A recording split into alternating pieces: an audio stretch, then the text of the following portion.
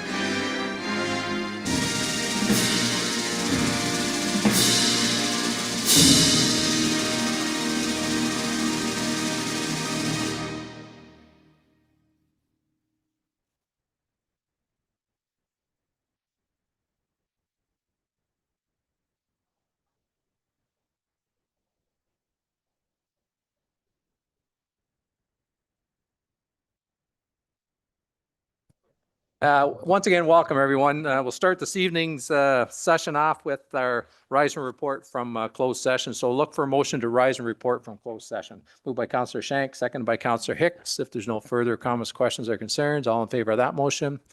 Opposed? Motion is carried. I would like to report that in closed session this evening, council approved the closed session minutes of November 25th, received information regarding land sale negotiations, and gave direction to staff, and received information about a human resources matter, and received third-party confidential information and gave direction to staff regarding a lease contract. We'll look for a motion to adopt the agenda as presented. Moved by Deputy Mayor Calver, seconded by Councillor Martin. If there's no further comments, questions, or concerns, all in favor of that motion? Opposed? Motion's carried.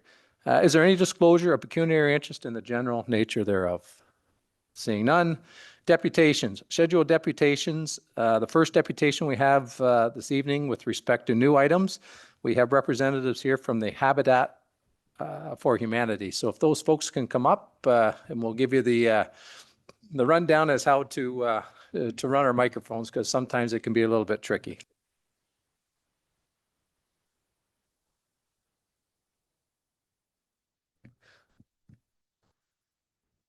Welcome, ma'am. Welcome, sir. So there's two microphones in front of you. There's a button on the right that says talk. When you push that button, that'll be live and the folks at home are going to want to hear. You just have to make sure that you keep your thumb on the button as you're speaking, because if you lift your thumb up, the folks at home don't hear, and then I get yelled at. So if you could just give us your names for the record, and when you do that, the floor will be yours. My name's Gary Lees. I'm the CEO at Habitat for Humanity, Kingston Limestone region, and Nancy Dion from Insight Project Consulting. I'm a senior civil engineer assisting Habitat with the development. Great, thanks folks. Are you going to start, Gary, as Nancy? yeah, I'll start with the presentation we see on the screen, and keep my finger on the button, Mr. Mayor, so you don't get yelled at. Thank you for having me here this evening. Appreciate it whenever I can come to a town like Napanee. And one of the best things I like about these presentations is hearing that national anthem at the beginning. So thank you for all that. Housing's what we do. Affordable housing and affordable home ownership is what Habitat's all about. We identified some property on Church Street. We worked with Insight Property Consulting here to design something, and we came up with a triplex there. It's a stacked town unit, triples, CMHC housing design catalog. So we think that perhaps there might be some funding available to help us build this concept and help some Napanee folks get into affordable home ownership.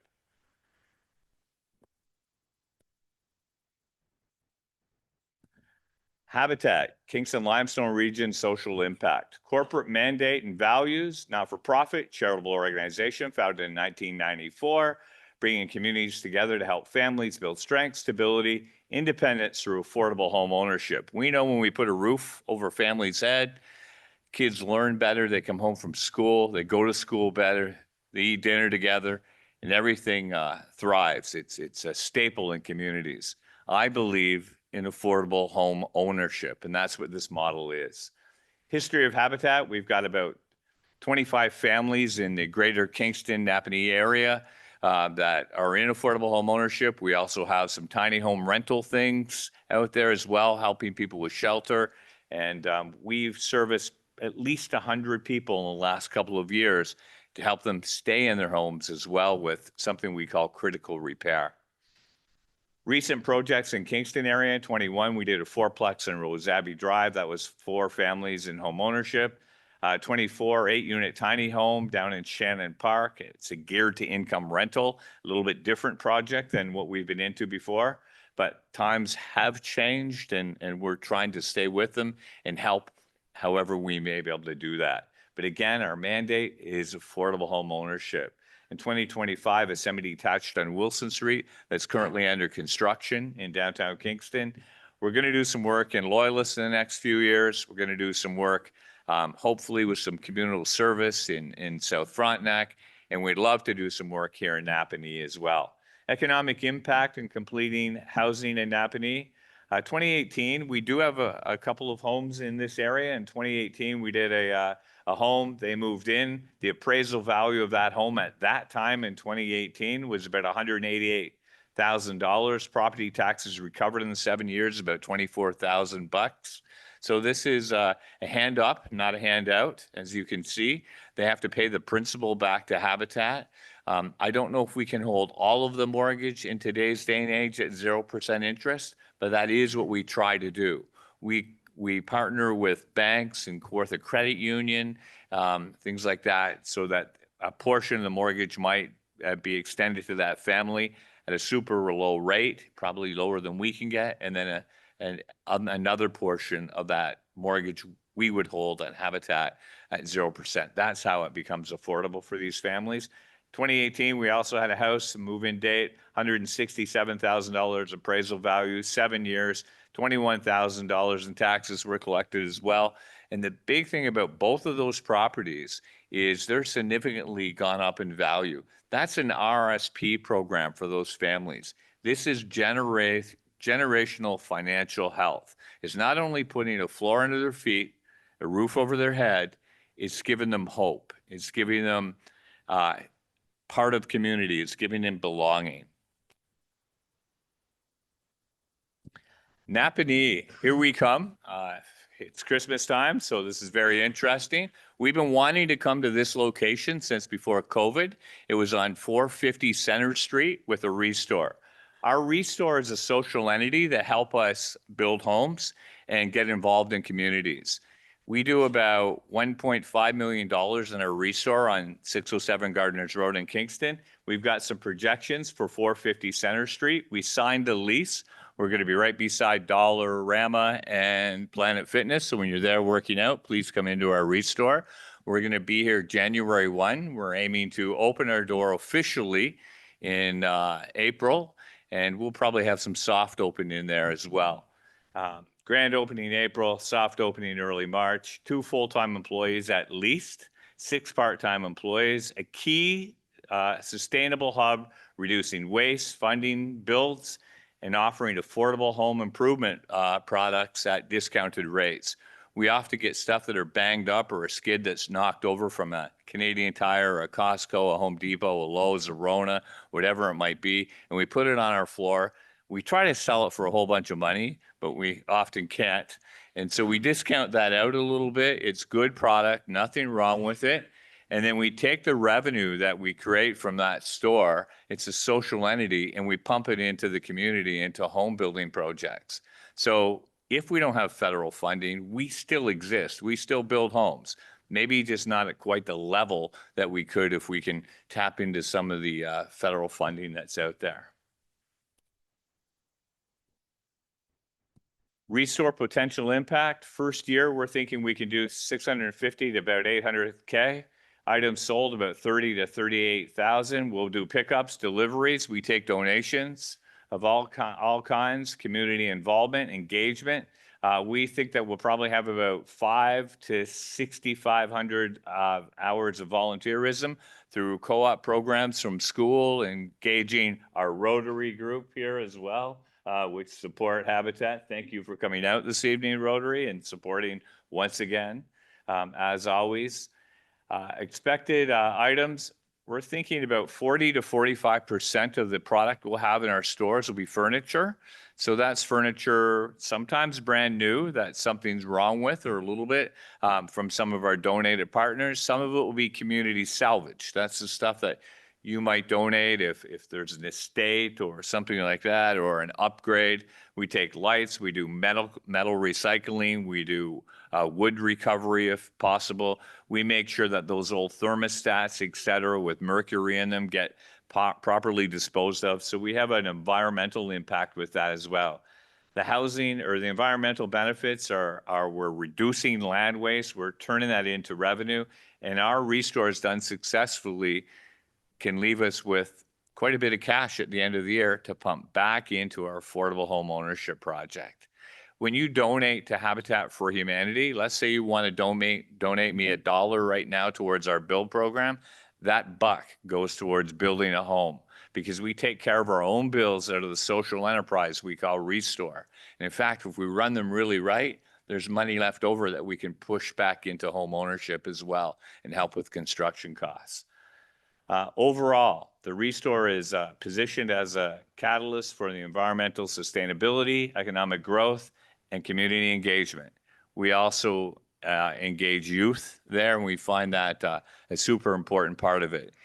Right now, our build, one of the build construction people that we have in Kingston, or in our Kingston Limestone district with us, he was a volunteer, then a summer student, and now he's a full-time construction person with Habitat.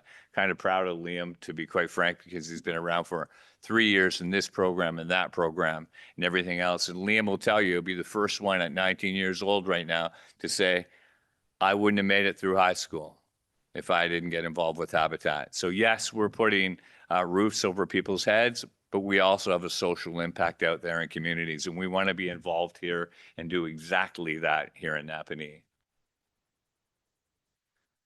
Family selection criteria. You have to have need for housing. Applicants must demonstrate a genuine need for such a house. They must be paying rent that is disproportionately high or compared to their income. Inability to qualify for a conventional mortgage. So again, when we get involved and we entice the bank into giving a super rate on part of the mortgage, and then we extend part of the mortgage at 0%, that allows the family income to be reduced. So let's say the project and the triplexes are worth $400,000 with that concept we showed you earlier. With Habitat's involvement, if you are getting a conventional mortgage with the interest rates on it, even though interest is pretty reasonable right now, you might need to have a family income of $100,000 or $125,000. With Habitat's involvement, that family income range will probably come down to about $65,000 or $80,000 or $85,000 to qualify for that home. So that's what we're looking for in there, and that's hardworking families that are going to pay their taxes back to the municipality. We're an old Jimmy Carter philosophy. We're a hand up, not a handout. Ability to pay, they have to show us that. A stable income, reasonable debt load, good credit history, or plan on improving it. We work with credit unions. We work with Resolve Credit Counseling, and we help the families sometimes get over that hump, because in today's market, 80% of the renters that are out there in Canada that are paying too much rent wish they owned their home. Only about 35% of them can actually do it because they're paying so much dollars in rent each month, they can't save. And one of the big parts of Habitat, when you get involved with us, we'll work with that credit, because some of them have given up. They just hit the button that I'm not going to get there, so I'm not going to try anymore. So we'll work with them if they have a credit history that isn't so favorable, will we say. And then they have to be willing to partner with us, and they have to be willing to contribute volunteer hours. We want them to come out and put 500 hours in and volunteer with us. We track those hours. It's important to us that they do that. It gets them involved in the project. Also, there's little tidbits of information there. So if they have a secondary student in their maybe a grade 3 student in their household that's going to be moving in, and they bring home an A on a report card, we credit 2.5 hours towards that 500 for that A. They get 2 A's, it's 5. 3, it's 7.5 hours. We try to do everything we can to work with the family and the volunteerism, the entire family, not just the parents. So contributing volunteer hours, attending homeowner education sessions. We're not going to leave them to the wolves here. Some of these new homeowners have never owned a home before. They don't know how to change a furnace filter. They don't know how to sweep those eave troughs out. They don't know the importance of the latch, how it must latch when you close the door. And they don't know how to operate the heat pump properly. They don't know some of those things. So we're going to work with them continuously through this program to make sure they can stay in their home as well. CMHC architectural plans. This again is a concept. We're hoping this fits on the lot. We believe it can. We've done some pre-work with that Church Street property that you're considering donating to Habitat, or hope you're considering donating to Habitat. A little presumptuous, I guess. So if we take a look at the architectural plans, maybe Nancy, you can speak to these a little bit. So about 2 months ago, CMHC came out with architectural plans that are already pre-approved with the various municipalities under their building department. So this is one of the examples that we found that could fit on this lot that we're reviewing on Church Street. So the upper 2 floors are a 3-bedroom unit, and then the lower level is a 1-bedroom unit. So it lends itself well to a multi-generational family.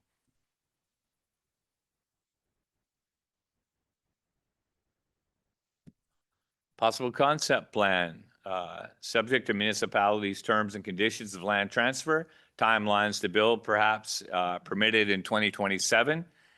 Site servicing, connection to municipal water and sanitary sewer service.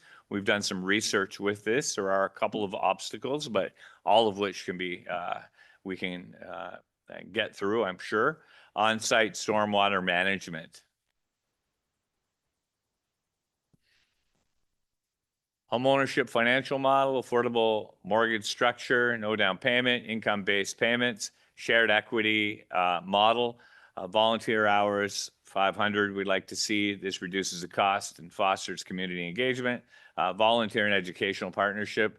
Builds often involve community volunteer members like Rotary, student programs, BCIP students, school boards, companies, partners, town councilors, everyone. We like to swing a hammer just like the old days when Jimmy Carter put a work bee together to build a home for a hardworking family in a community.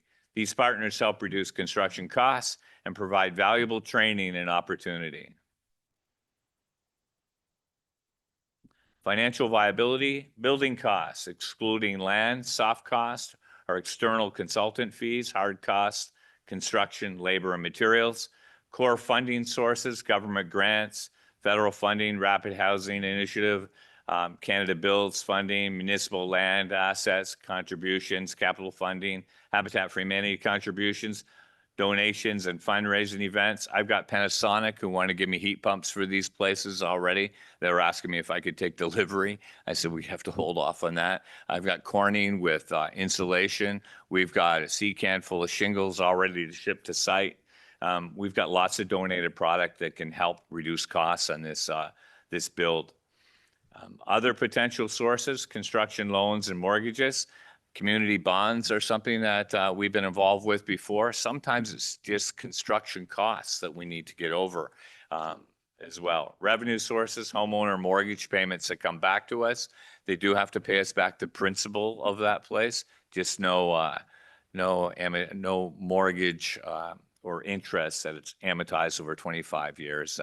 That kills a lot of these folks when they go to apply for a conventional mortgage. Project deliverable processes, planning and consulting requirements, community consulting to build positive relationships in neighborhoods. Consider establishing an information center. Our Restore will be an information center for this. Zoning in place, planning requirements for access to roads and services, plan of subdivision or site plan, land severances, registration of blocks of land, lots, pre-construction, retention of external consultants to secure building permits, financial offset, engineering designs and approvals by municipalities. I get to work with great people like Nancy Dion who come here and she helps. Yes, we have to pay her some things, but her fee is always so reasonable because we have costs to get us to this point even, and we have farther costs. And it's just great to find people that are willing to give like Nancy. So thank you, Nancy, so much for that. Pre-construction, retention of external consultants, like I mentioned, construction and habitat's role, oversee construction, execution of lots and buildings, and manage sale of home and family services. What is needed, or my ask here at Christmas, I should say, contribution from the municipality. This is where we can create the start of the equity in this project and all of the equity that we can create. So if we can build this project and create $1 million in equity, we just reinvest that back into the community. It's like the dollars we make out of our Restore, we'll reinvest those here in Napanee and this area. That's a mandate that we have. So we're hoping the cost to bring the municipal service as a property line would be absorbed by the municipality, the land transfer, potential flow through municipal funding. If there's some funding that can flow through to help us out with these families that you can put us in touch with, or we can do some legwork or work jointly with you, we're more than willing to. We'd like to see the property at no charge or $1 or $2, if possible. We would like to see $50,000 a door once we hand those keys over to a family that we could immediately reinvest in the next property.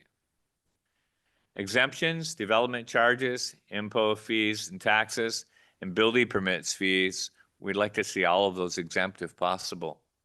I know that's a big ask in today's environment.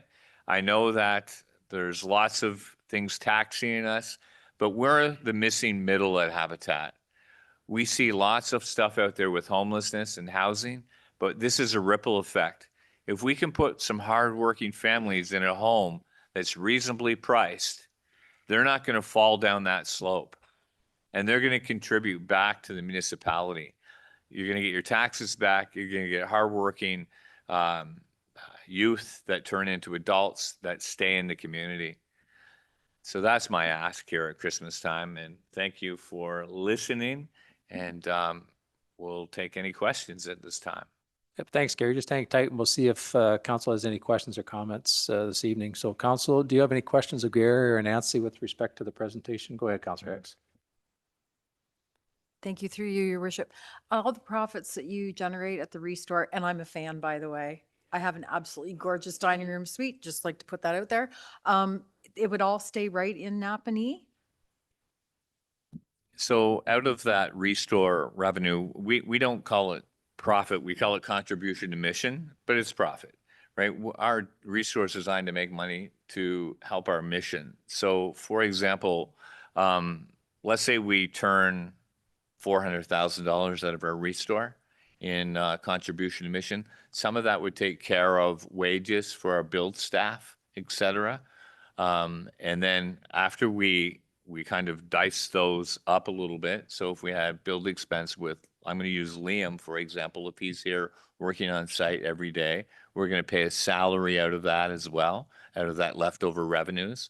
And then often there's more revenue left over that we can put directly towards our build cost as well. So yes, they'll stay here in Napanee. That profit will be designed to, or contribution mission will be designed to keep build our building program right here in Napanee. Thank you very much. Great. Thank Councillor Hicks. Councillor Martin. Thank you, Mayor. Thank you, folks, for coming tonight and great presentation. I just want to say that I've admired this organization for years now. In fact, I worked on a project down at the bottom of King Street when you build a home down there. It's only a short walk from my house down to it, so it's quite easy. But it's just marvelous what you do, and hopefully it is a Yuletide season, but we also have budget talks to get through. So hopefully we'll have some good words to say for you too. But I'll leave it at that for now. Thank you. Bill, I appreciate the comments in that property that you're talking about. I worked on that as well, and I haven't heard from that family in, I don't know, 5 years, which is great. I mean, they're doing everything right? That's an opportunity. Plus, it's a beautiful home and a great lot right there by the park. So It is. I've spoke to them, and they are great folks. So, yeah. I know they're doing well from what I understand. Great. Thanks, Bill.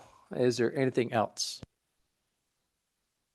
Seeing none, thank you, folks. As always, we listen to the presentations, and normally what we do is we'll direct it back to staff to try and put this all into a report so we can sort of get our head around as to what the asks are and whether it's even financially able for us to do it. So, but thank you for showing up this evening, and thank you for the great work that you do. So, having said that, we'll look for a motion to note and receive the deputation from Habitat Humanity regarding the proposed housing development in Napanee, and further that council directs staff to bring back a report regarding the financial implications of the proposal.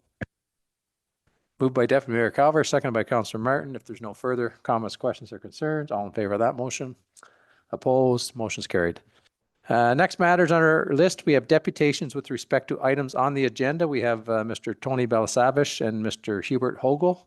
Now, I think both of those gentlemen, if you just want to come forward, I think you're going to defer your deputations until our first meeting in January. Am I correct with that, Mr. Hogle?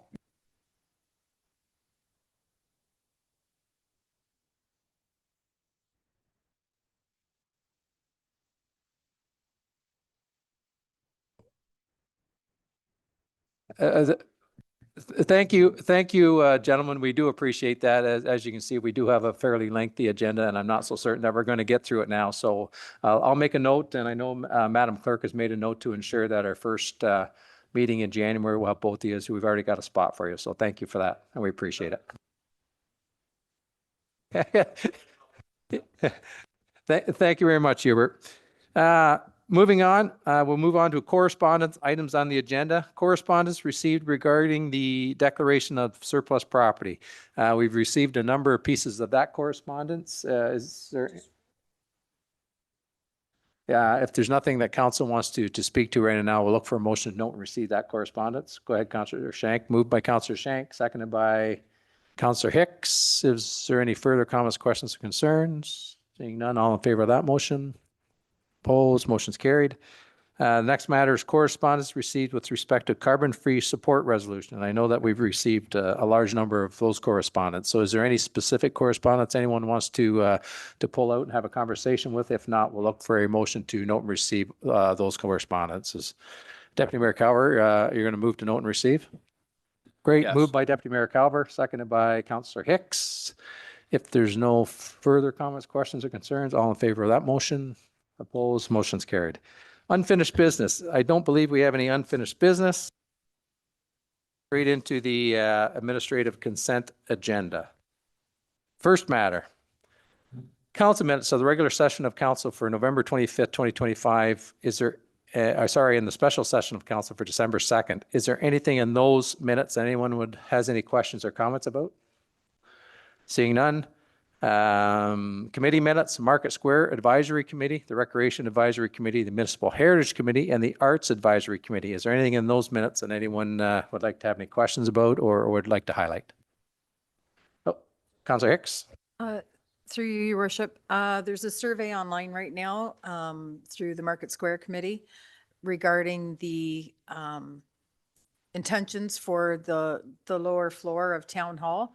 And so I'd just like to ask those in the gallery and those watching from home, if you could please take the 10 minutes and complete the survey because we're looking for community input on that space. Thank you.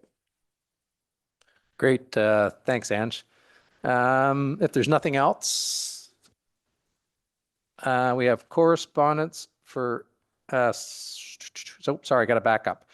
Yeah, we have correspondence for information items dated December 9th, 2025. Is there anything in that correspondence that anyone would like to make motion of or speak to?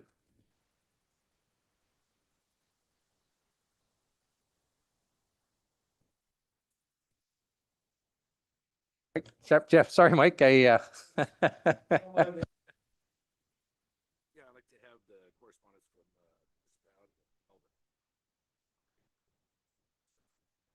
Okay, well, and we'll do that when we get through it. So thanks, Mike. If there's nothing else, council inquiry follow-up, Conservation Authority amalgamations. Is there anything in that correspondence that anyone would like to bring to our attention?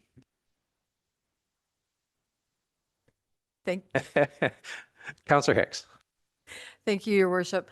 Both Councillor Norrie and I sit on conservation authorities. Councillor Norrie on Quinte Conservation, and I'm on the Cataraqui Conservation. The provincial government is currently got plans afoot to amalgamate, I believe it's 35 individual conservation authorities across Ontario into 7. Just the Cataraqui Conservation, which I'll speak to, we have representation, that's myself, on that board. We meet every month. We talk about invasive species, the forestry program that they have. We have a remarkable record for permit turnaround. We have boots on the ground. This is an invaluable service that is provided for a very low cost to the municipality. What's being proposed is to take Cataraqui, lump it in with basically St. Lawrence, and instead of having local representation, so if they were to still do the apportionment based on population of a municipality, you're talking 76 members on a board of directors, which we all know isn't going to be feasible. So what will happen is that the new amalgamated conservation authority will have directors appointed. I'll leave you to read between the lines. So I would like to strongly urge everyone to reach out to their MPP. Look this up. There's lots of information online, and make your thoughts known about this. I know we've got a pretty active community, as attested by the people in the audience tonight. So I really urge you, because this is your land that we're talking about here. And you have local representation right now looking out for the watershed, for the lakes, for the streams, for the wildlife, for the trees. So thank you. Great. Thank you, Councillor Hicks, for that. If there's nothing else, we'll move on to the council inquiry follow-up with respect to fire response fees. And we have had an opportunity to read that. Is there anything in that report that anyone would like to ask any questions about or speak to? Go ahead, Mike.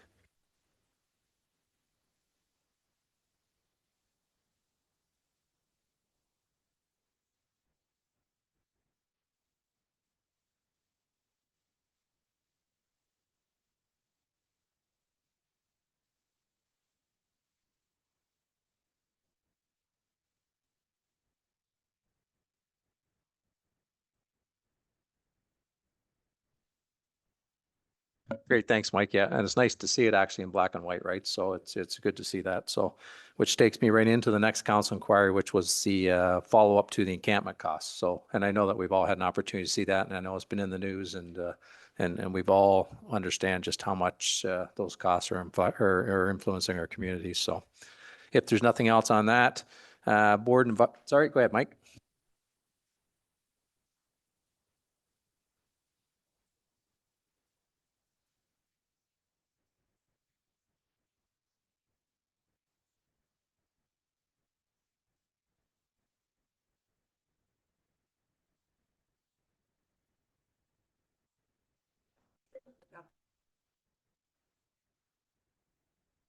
It's been a long night. Can you hear this now? All right, there you go. So all I was saying was is the $101,000 for homeless encampments costs the municipality so far. So 1% tax increase raises $160,000 municipal wise. So when you're at $101,000 dealing with provincially to deal with homelessness, so where can we recoup that money back? Because we're a two-tier government in the county, all right, is getting paid from the province for social services. So is there any way we can recoup this money? Because, you know, and everything comes from the tax people that pay land tax. So how can we mitigate and how can we reduce some of this costs that are basically are not our mandate that comes from the other areas of the government? So that's what I was, when I had these inquiries, the one beforehand was fire response fees, what it's actually cost us to go to certain locations. Because if you, in certain areas, if you have a call numerous times at a certain location, the municipality has the right, or the fire department, the fire chief has the right to actually charge you for a false call if it happens numerous times. So what I'm looking at is what are other areas and where the areas of concern are so we can address those areas of concern. There we go. Great, thanks, Mike. Well said. If there's nothing further on that, we'll move to the Board Advisory Committee's monthly report for December 2025. Is there anything in that council had any questions about or wanted to highlight? Seeing none, growth and infrastructure, road closing, Farmer Suttard subdivision. With respect to that report, is there anyone had any questions they have of that report? Seeing none, and of course, the Q3 2025 financial update. Is there anything in that financial update that anyone had any questions about or would like to ask Alan about? Seeing none, so we will look for a motion, and bear with me here, that council receive for information the minutes of the regular session of council dated November 25th, 2025, and the special session of council dated December 2nd, 2025 to be adopted as presented.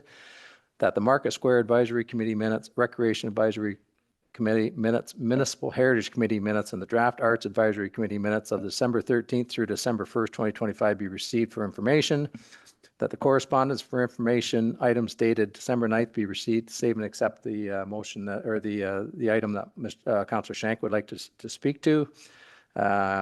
The council received for information the inquiry follow-up Conservation Authority amalgamations report. The council received for information the inquiry follow-up fire response fees report. The council received for information the inquiry follow-up encampment costs report. The council received for information the Board and Advisory Committee's monthly report for December 2025.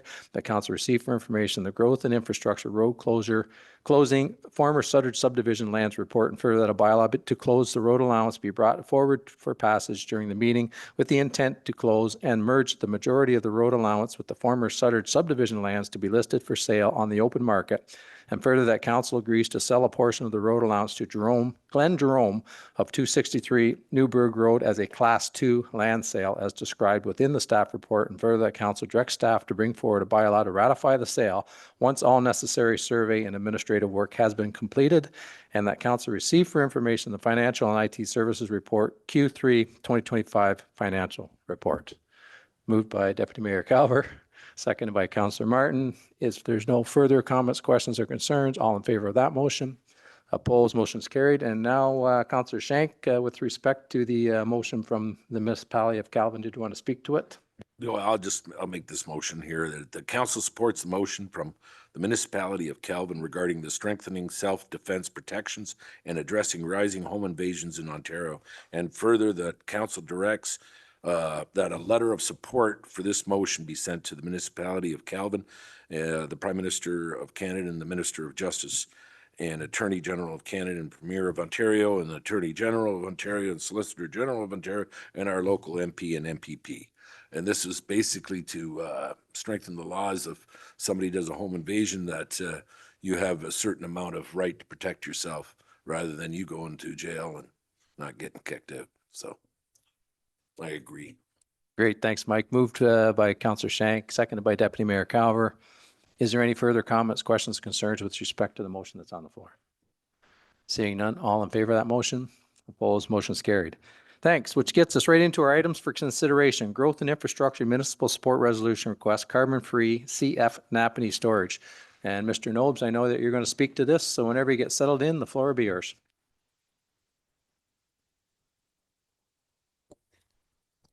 Thank you, Worship, and through you to Council. I have a fairly lengthy staff report, but I'll just provide a brief overview and touch on the ultimate recommendation. So staff have been in conversations with CarbonFree. They have done open houses. We've held a subsequent special meeting of council to hear from members of the public related to the proposal, which was to be located at the southeast corner of Rankin's Corners on County Road 9, excuse me, for a 250 megawatt battery energy storage system on that property. We heard from a number of residents with concerns related to the development of a BESS site on that land. We also heard from CarbonFree themselves with proposed mitigating measures to address a lot of the concerns that were raised.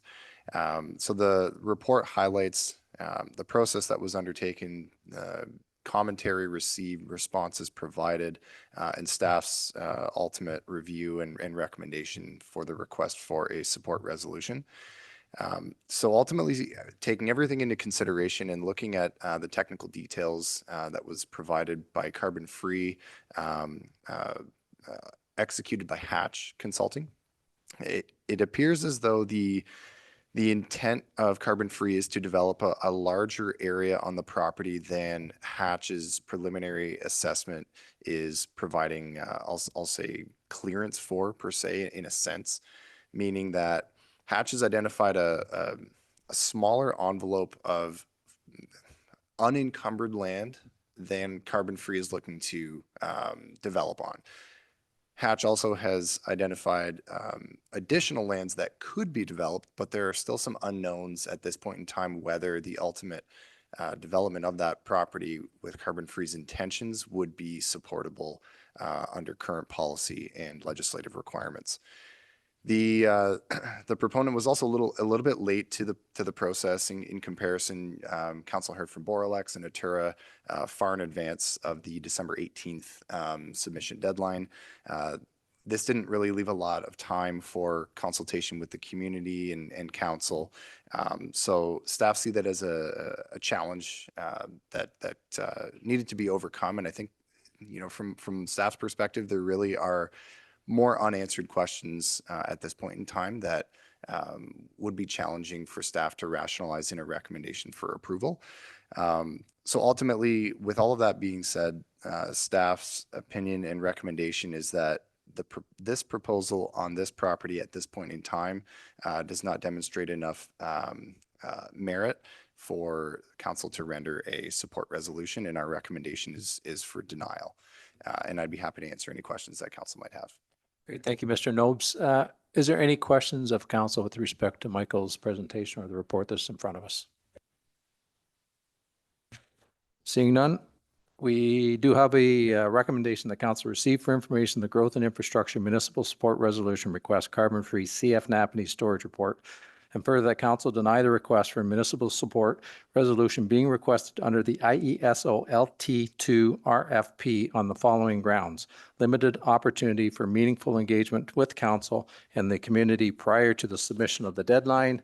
Feasibility review does not confirm a clearly developable area consistent with the proponent's proposal, and uncertainty if the project could be successfully constructed given the identified environmental and geotechnical constraints. Moved by Counselor Shank, seconded by Counselor Hicks. Is there any further comments, questions, or concerns with Recorded vote. respect to the motion that's on the floor? And Counselor Shank has requested a recorded vote. So Madam Clerk, you'll hand the reins over to you. Just to be clear, the motion on the floor is to deny the request for a support resolution. Ward 1, Councillor Shank. Yes. Ward 2, Councillor Hicks. Yes. Ward 4, Councillor Norrie. Yes. Ward 5, Councillor Martin. Yes. Deputy Mayor Calver. Yes. Mayor Richardson. Yes. That motion is carried. Thank you, Madam Clerk. Moving on to the next matter, growth and infrastructure CN Spur Line land sale negotiation mandate closed session direction. And Michael, you're going to speak to that one as well. Yes, thank you, Your Worship. I'll speak to this item as well. So in accordance with the town's revised land sale bylaw, anytime that there is a closed session discussion regarding sale of municipal lands, that an open session report accompany that closed session agenda item. So this is that item. So it's intended to signal to the community what specific land is being discussed about in closed session. So in closed session, staff sought some direction from council. Council provided direction to staff. And following the October 28th declaration of surplus, after declaring the land as surplus on October 28th, public notice was issued, and the general comment and theme of comments that were received by staff were related to retention of the land for future trail development. There were concerns about premature sale, and there was support for seeking collaborative solutions to see a trail developed on that land itself. So those are the general themes of comments that staff had received officially following that surplus declaration notice issued to the community. And this item is solely on the agenda just for public transparency about what was discussed in closed session. Great, thanks, Michael. Sorry, is there any questions or comments with respect to Michael's presentation or the report that's in front of us this evening? Seeing none, we do have a recommendation the council receive for information the growth and infrastructure CN Spur Line land sale negotiation mandate closed session direction. Moved by Councillor Shank, seconded by Councillor or Deputy Mayor Calver. If there's no further comments, questions, or concerns, all in favor of that motion? Opposed, motion's carried. Pre-budget fleet discussion, financial options, and Michael or Alan, I'm not sure who's going to speak to this one. Your Worship, that'll be both Ms. Hamill and myself. Great. Are you going to start, Michael, or is Alan? Yeah, I can start. Okay. Well, we'll let Alan get settled in there, and then the floor will be yours.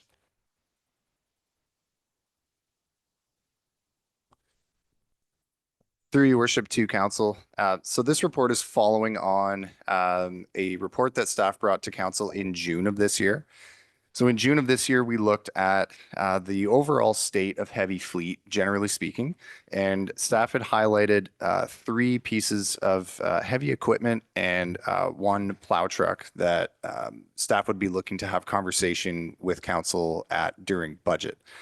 What we have come upon since that June report is an option for purchasing used equipment, specifically loaders, related to loaders coming off of lease programs coming out of Quebec. So what we were able to find is that there are loaders that are very lightly used coming off of short lease terms from Quebec that are lightly used in good condition that are heavily marked down in price. So what we've been able to find is that we would be able to actually source two loaders that are relatively new for very similar overall budgetary impacts compared to the 3 pieces of equipment that we had discussed in June of this year. I'll let Ellen speak to the financial impacts of the options that we've highlighted in the report, but what we're looking for is to make council aware of the opportunity here and to seek any feedback at this point in time regarding the options that we've identified.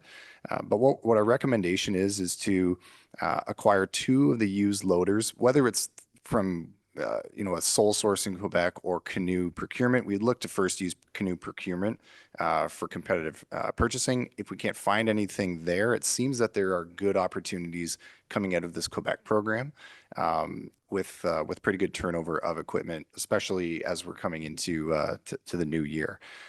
So we'd look to purchase 2 of those loaders to replace currently a 1995 year loader and a 2005 year loader. We'd look to purchase and replace the current 2012 excavator outright, financed, and we would look to acquire a new plow truck to replace plow truck 1105, so a 2011 plow truck, through the fleet reserve. And Ellen has highlighted the overall budgetary impacts and overall levy impacts with each of the options. Overall, staff are interested to see council's perspective on what we've been able to identify, where we would be able to get 4 pieces of very heavily used, worn out, past their useful life pieces of equipment and plow trucks out of our rotation, replace them with new, far more reliable pieces of equipment, and see a reduction in future years of dramatically reduced maintenance costs. So I'll just turn it over to Ellen to talk about the overall budget impacts of the options that we've laid out here. Thank you, Michael. I just want to start off before I get into some of those details, just to highlight to council that this currently is just a for information report to council. We would like to have these discussions with you in advance of the formalized budget process, given the strong mayor legislation that we're required to follow and the timelines that we have to adhere to under that process. So we wanted to get this information in front of you now so that we could have some dialogue on whether or not this was something that council would be supportive of. We haven't typically looked at used vehicles, nor have we looked at a lot of financing of fleet. So we wanted to have those conversations with you in advance of budget. Ultimately, these decisions do not need to be made tonight. They will still come back as part of the budget process. But if there's any dialogue that we can have those conversations about this evening, we want to be available to you guys to answer those questions now so that we can help hopefully have a smooth budget process come January. If there's not any questions on that specifically, just looking at the financial options you have before you, staff do have a staff recommended option that is what we would, depending on the outcome of the discussion this evening, is what we intend to include in the staff presented draft budget, which of course can be amended prior to the mayor's support of, and then ultimately in front of council, who could make adjusting resolutions at the appropriate time. So option 1 is to acquire 2 used loaders and financing a new excavator and also replacing a plow truck through our fleet reserve. The total impact of that on the levy is $540,000. I also want to make it very clear that all of the options presented to you this evening, with the exception of purchasing the multiple new vehicles, which was included just for your financial awareness, but never something we would recommend. All of the other options fall within the municipal capital levy that we established last year.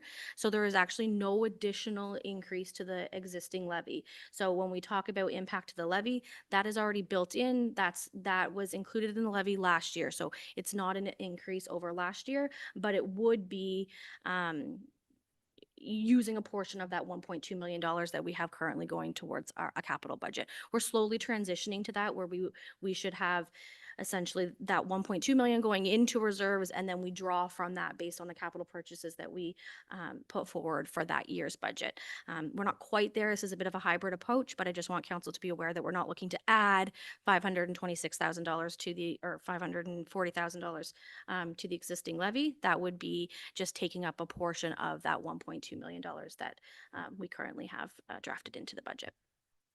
The other option is the one that we had initially proposed, which was to finance 1 new loader, purchase the new excavator, and replace a plow truck through reserves. We're on a good schedule with our plow truck replacements currently. Doing 1 per year has really gotten us back on track with that, and we're on a life cycle replacement now. deferring that would shift some of the replacement schedules. And the other 2 or 3 pieces of equipment are far beyond their useful life, and the replacement costs of these, if we purchase new, will actually spread out those replacements. So rather than having 4 new pieces of new equipment purchased in the first year and 1 year that are all going to be due for replacement at the same time, because they're used, they will need to be replaced a little bit sooner, but it will stagger some of the impact that that's going to have in future years. I'm not going to go through the details of the remaining options. You have them there for your consideration, but it's probably the first 2 options that are going to be the most relevant for council's consideration. Happy to take any questions that council has for us. Great. Thanks, Ellen. Is there any questions or comments? Go ahead, Deputy Mayor Calver. Thank you, through your worship. Ellen, it just says excavator, 430,000. Can we get like more specifics? Is this rubber tired? Is it steel? What kind of an excavator it is? Through your worship, this would be looking to replace the current rubber tired excavator with another. Okay, thank you. And next on my list, I see we want to replace another plow truck. Where are I think it's 3 trucks we're waiting on now. Do we have any idea when they're showing up? Because right now I think we've got 2 borrowed. Through your worship, none of those vehicles have been delivered as of yet. I know that there was still a hope that we would get one before the end of this year, which is very closely approaching. So I don't suspect that that's going to happen now. But I suspect there will be 2 that we will receive in 2026. The third, which was the most recent purchase, could be extended beyond 2026. So just to verify, the price that we ordered them on is the price we're paying, not 2 years later pricing. Is that correct? That is correct. Through your worship, just to clarify, we anticipate 1 in January and 1 around March. Okay, thank you. Great. Thanks, Deputy Mayor Calvert. Is there anything else? Go ahead, Councillor Shank. So this is part of the budget process, so you want to have a basic concept. This is not agreeing to the whatever option, but when I was looking through it just briefly and earlier perusing it, option 1 and option 3, you know what I mean? Sure makes sense, but like the deputy has said, also there's other, like how much are we getting back on our gas tax this year? How are you funding this? Because you said there was 1.2, but on the one it says 1.3 that it's going to cost us, but the total amount on the levy is 540, but the total is 1.3 million. So there's a lot of things out there that I don't really understand yet fully, but like I'm going ahead and asking a whole bunch of questions. But how much are we getting back on the gas tax? Through your worship, I will get back to you on that number. To answer your other number, the 1.3 that you're showing under option 1, that's the total purchase price of all 3 of those vehicles. One of them being the plow truck, the $480,000 is coming out of the fleet reserve, so not hitting the levy. And which one are we doing here? The excavator, the $430,000 would be financed over 4 years. So you would have 118 that would hit the levy each year. And then the remaining, the 2 used loaders, the 422 would hit the levy in 1 year. So that's the difference between the 1.2 and the 540. So my options are, the way I look at it is, okay, that's a brand new one, $430,000. We have 2 mechanics, and I know this is just a different way. I know sometimes you talk towards it, but the Ritchie brothers have a lot of auction sales. You have 2 mechanics, and when I purchased my excavator, or you know what I mean, you go ahead, you take your mechanics up, take a look at it, see what it is. Sometimes you can get a really good deal. I know other construction companies have done that. All right, but just it's like what the deputy has said. Also, is like $430,000, and what's the warranty under that? Is like, because now you're doing financing again. You know what I mean? I love to pay it outright and not finance it, but what can you do and what you can't do? And this is your wish list. You know what I mean? These are all the questions that you will be discussing in January, but for your own option, for you to, you know, this will be discussed in January when we start the budget process between option 1 and option 3. And if you could look into those other things, because especially when we have the mechanics available, you know. I think Mr. Grant wants to weigh in. Go ahead, Mr. Grant. And through you, Mr. Mayor, the other thing I would add is one other reason we're bringing this forward is this is this would be different methodology to purchasing than we may have done in the past. So before, it was standard that we would buy new. Council over the past budget has been very clear with us that you would like us to sharpen our pencils and find, where we can get cost savings, where we can get value by buying used or different formats. So in presenting this information, we're presenting the needs of what we would present in a budget, but also giving council and individual members the opportunity to come forward between now and when the budget process hits, to sit down with Michael or to sit down with Ellen, just to get your head around about the needs and also the funding mechanisms.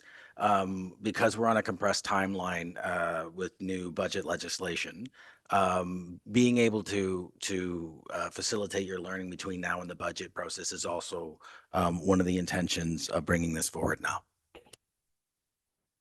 Thank you, Mr. Grant. I'll go to Councillor Hickson. I'll go to Deputy Mayor Calvert.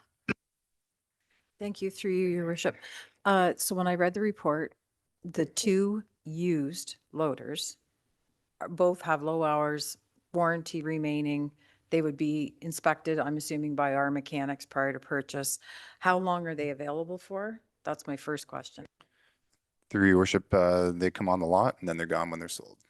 So there's good stock coming through on a routine basis. We would look to use canoe procurement first to see what used options are available for these loaders. And if nothing is available there, then we are aware of this opportunity from a vendor out of Quebec that has this lease program where they're very, very good interest rates through this lease program out of Quebec. And that's why there's so much turnover and a lot of rolling stock coming through and out the door, specifically with this. So the answer is they come in, they get on the lot, they're gone when they're sold. There's no holding them. But when we see them come in, we try to action it at that point. So if I understand correctly, for an additional $14,000 on the levy, we can get a second front end loader. I'm looking at the end result. So for 14,000 and change, we can get a second front end loader. And that's the only impact to the levy. Because of, well, the refinance, I understand about the financing, but if I look at the total amount on levy, it's $14,000. Okay. So I personally would move staff recommendation that we go with option number one. Yeah, I think we're just looking to note and receive anyways, Ange, but I'll let Brian go next and then I'll weigh in at the end. So Thank you, through your worship. How many front end loaders do we have now? Through you, your worship, we have 3 right now. So we have a 2017, 95, and 05. And what make are the loaders we currently have? I want to say Case, I think. I thought we had 2 Volvos and maybe We, one John Volvo, yeah, Deere. we do have 2 Volvos. My question is, and why I'm getting there is I would just like to make sure that the tool holders on the case is compatible with what we've got for tools now. Because I know in some cases, not all loader tool carriers are the same. I'd hate to buy these beautiful used case loaders and then all of a sudden none of our equipment fit it, like snow blades and that sort of thing. Just something to take a look at, but thank you. great. Thank you, Deputy Mayor Calvert. Councillor Harris. Thank you, Your Worship. It does say this enhanced replacement plan is made possible by sourcing the 2 2020 case loaders in excellent condition, offering low hours, modern safety features, and strong operational compatibility. So I took that to mean that whatever you want to put on this loader, we've already got all of the attachments that will work, that they're compatible.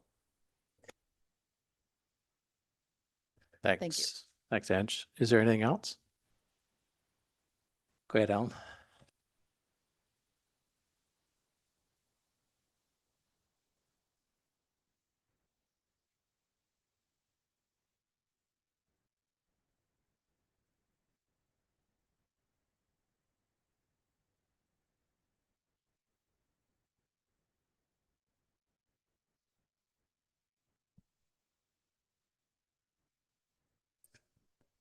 Thanks. Thanks, Alan. Go ahead, Brian. Sorry, just one more. Thank you, through your worship. So when you're talking about gas tax, is that the same as the PTO tax?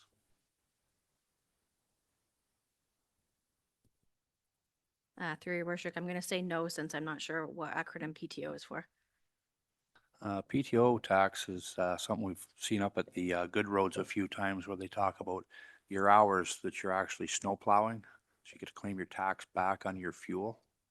No, it is just not. curious That if we is not have the that same. This would be like availability. CCBF. um,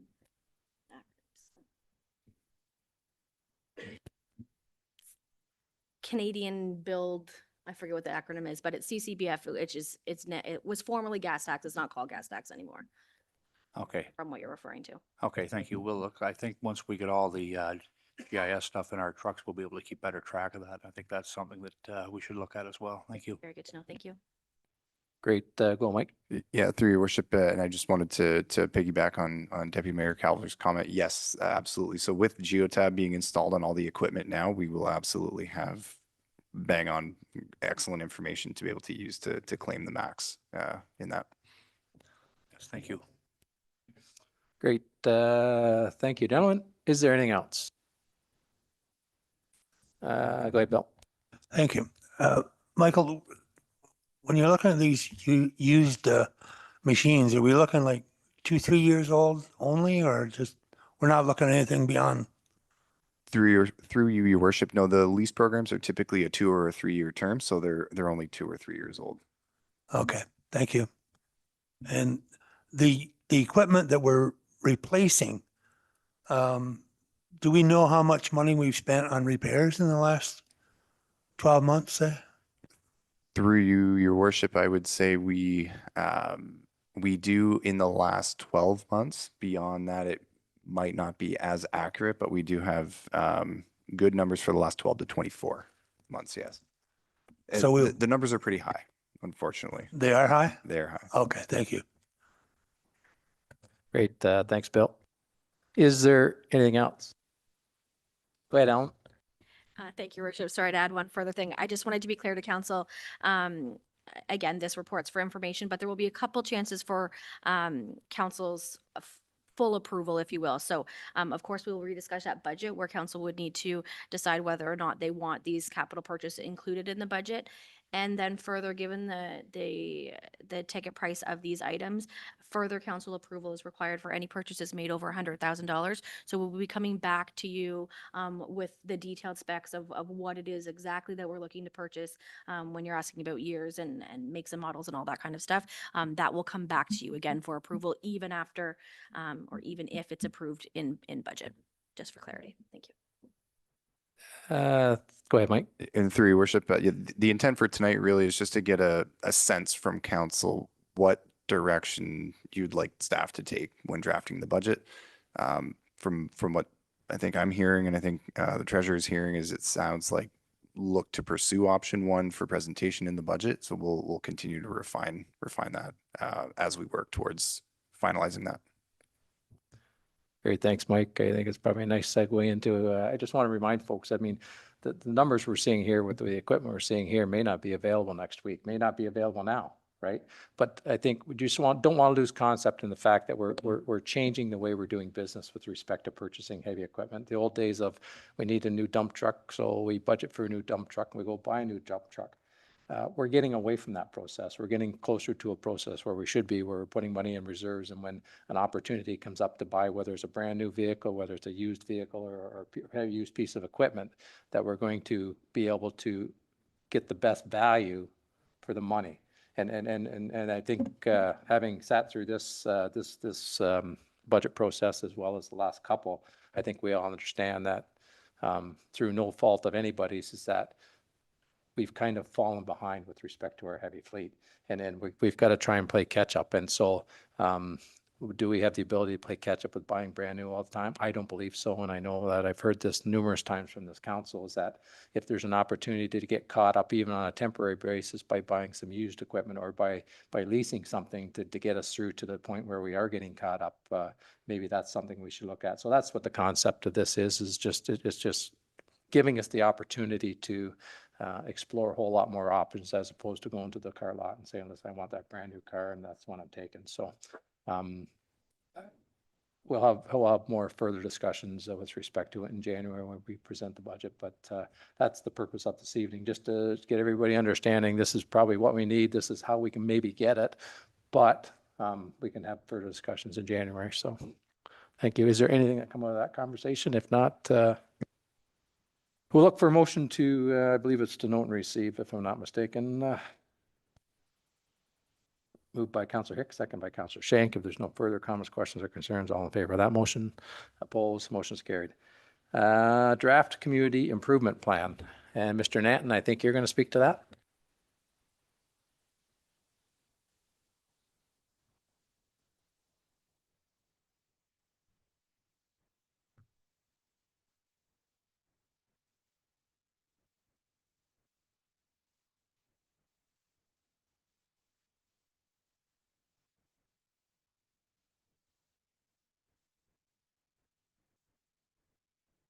Thanks, Dave. Whenever you get settled, the floor will be yours. Thank you, Mayor. And through you, this evening I'll speak to the staff report, which was prepared to address the resolution 432-24. And through that resolution, council directed staff to review the draft community improvement plan to determine if that plan conforms with official plan policy, what community implications would follow, and to assess the impact of the proposed framework of the CIP caused by the dissolution of the BIA board. And whether the footprint proposed could be expanded reasonably without changing the character of the plan. So through, and as outlined through the staff report and the review undertaken, the draft document itself prepared in February 2022 was prepared by a former town staff. Much of the content's accurate with respect to providing a guidance for what a community improvement plan is and how to enable it. Provide some optional direction for the town to pursue establishing a CIP to support local commercial property improvements. However, the document itself represents more of a guidance and regulatory reference point as opposed to an actionable community improvement plan or CIP. And that's a result of not having a defined project area, a definitive application process or review criteria, and not identifying or clarifying the initiatives to be supported through the adoption of the CIP. So staff's review was ultimately that the draft document doesn't necessarily represent a working draft to build upon, but rather a reference point for future efforts. Most of the details of the report are spoken to address the resolution itself. However, subject to council's desire, kind of looking forward to next steps, council's desire to have a draft CIP prepared for consideration. If directed, staff could move to prepare a subsequent report in Q1 of 26. Through that report, we could outline the process to adopt CIP from concept through the public engagement process, part of which is statutory, part of which is kind of an accepted best practice being public open houses and the like, all the way through to council adoption. And through that process, we could work to identify the key initiatives of this council to address through the CIP and the project area to which it should apply. With that said, I'm available to answer any questions for the staff report and its findings, as well as the proposed next steps. Thank you. Great, thanks, Dave. Is Councillor Hicks, I see you're reaching for the microphone. Go ahead. Thank you, through you, your worship. So what I'm understanding, David, is that this is not good to go. First of all, we haven't even established the area, which I think the original intent sort of followed the old BIA business improvement area of Dundas and some surrounding areas. There's nothing budgeted, again. There's nothing budgeted in 24 or 25 for the CIP. So if we're going to get something back concrete to look at in Q1, we put it in place, but we still can't put any money on it because we won't have budgeted anything. So I guess my question is, I'm willing to go along with that, but can we put a dollar figure on this of $30,000? And then it can be slotted in, whether it's facade improvements, lighting, accessibility, which I think is what the intent of this document is, the draft document at any rate. Is this something that we can give staff direction on? So that when the document does come back and if it is accepted and put into play, there is some money allocated so that people can apply for the funding, businesses can apply for the funding. Mr. Nanton, I think we'd be better off to forward it to the 2027 budget, to be quite honest, but I do agree with you on the fact that I'd like to see this thing go on. Like, I'd like to see this, to move forward, and there's probably portions of this we can deal with without having any of the funding options to it, right? Am I right, Dave? So yes, and through you, one of the opportunities through drafting a CIP, getting it close to adoption, is it can be written in such a way where the language is subsequent to a bylaw being passed on an annual basis, subject to, budget being allocated. Like, the parameters are in place, so which, year to year, the budget can be approved, the bylaw can be amended and passed, and then the CIP implemented, kind of verifying the application window as well as the budget that could be put into. But I could also pursue that in greater detail and research through a subsequent report to outline how that looks. Yeah, go ahead, Ange. So you could bring back a better draft in Q1, but it's still not going to be passed because there's no dollar value attached to it. And the whole purpose of the community improvement plan is to offer businesses or heritage building owners within that prescribed area some minimal funding to assist with improvements. So that there's not, how do you pass a bylaw to adopt a document and then say funding to be announced in 2027? Would the whole thing not have to just wait until 2027 under new council, or 2026? Either Dave or Mr. Grant, go ahead. Whoever wants to take that one, or we'll do it in the tag team. Go ahead. Thank you, Mr. Mayor. I'll start and then I'll ask Dave to save me. I think what I heard there, Councillor Hicks, through you, Mr. Mayor, is getting a framework in place would allow subsequent councils to choose their priorities year over year. So you would have the framework and you might choose signage or beautification or heritage or those kinds of things and choose budget by budget.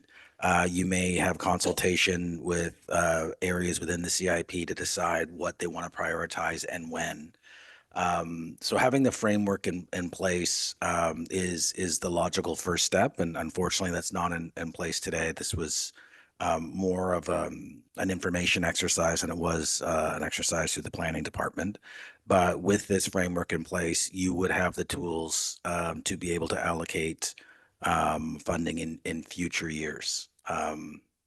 If there is a desire of council to find some other sort of initiative, we could take a look at things like the Community Initiative Fund or elsewhere if you were looking to get money out sooner. But the framework in place is the first step if we want to do it right.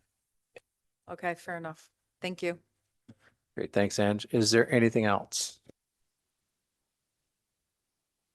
Seeing none, and moving forward from what I am hearing, or what I'm thinking anyways, is that we should put some kind of framework in place. So I will suggest that council receive for information the Growth and Infrastructure Draft Community Improvement Plan report, and that council direct staff to bring back a report to a meeting in early 2026 with decision options to begin the process of implementing a community improvement plan to support priorities such as downtown revitalization within this term. Is that similar to what you're thinking as well, Ange? Moved by Councillor Hicks, seconded by Deputy Mayor Calver. Is there any further comments, questions, or concerns with respect to the motion that's on the floor? Seeing none, all in favor of the motion? Opposed? Motion is carried. Environmental Services Solid Waste Bylaw Update. And Andrew, I think you're going to speak to that.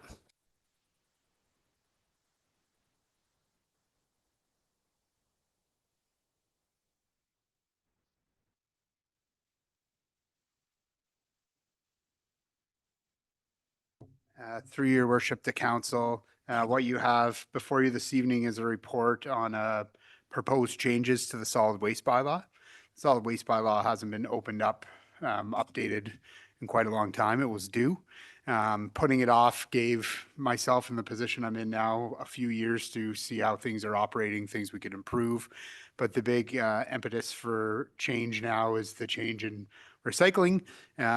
So we opened up the bylaw, looked at it, moved references to recycling that no longer needed to be there. Some other changes included clearing up some language that has been issues for staff in the past, adding language to allow commercial premises to use the waste disposal sites for recycling only. Some additional rules around leaf and brush, some additional rules around what we accept at the waste disposal sites.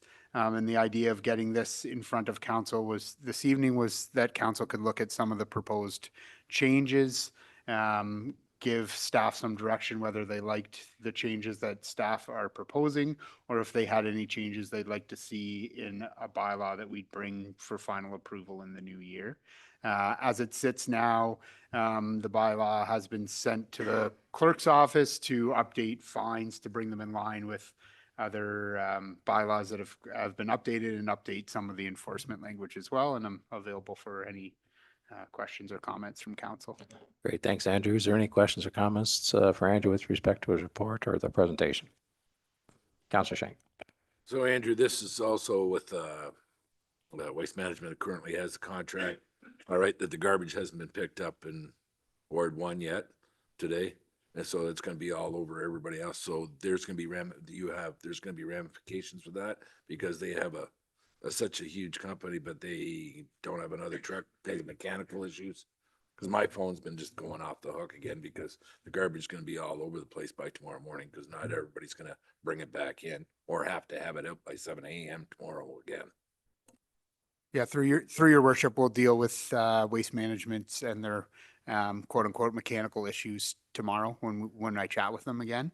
But yeah, there is language in there about who's responsible to clean that up. This document's obviously separate from our contract with them, but as I was sitting off to the side with staff, I was answering some emails from some members of the public about your ward and the garbage today.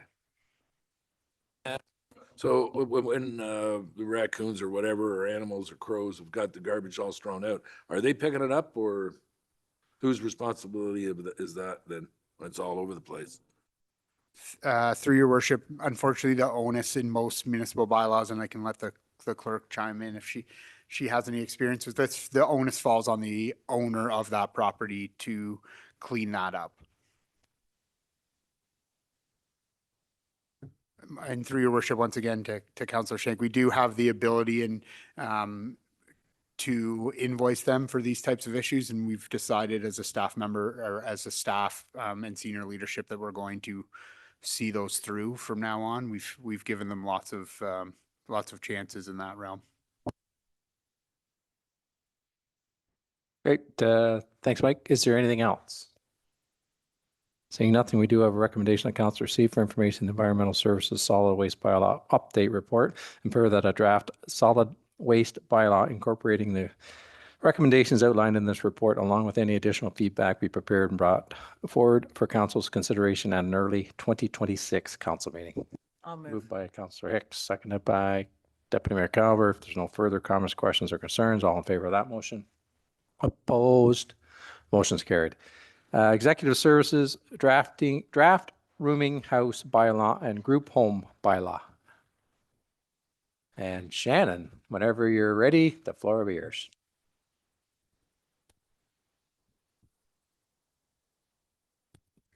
Thank you, Your Worship. So these bylaws were developed in consultation with Growth and Infrastructure, Fire, and Bylaw. The group home bylaw would allow staff to simply keep a registry of group homes within the municipality, as this is the extent of what the Municipal Act allows us to do.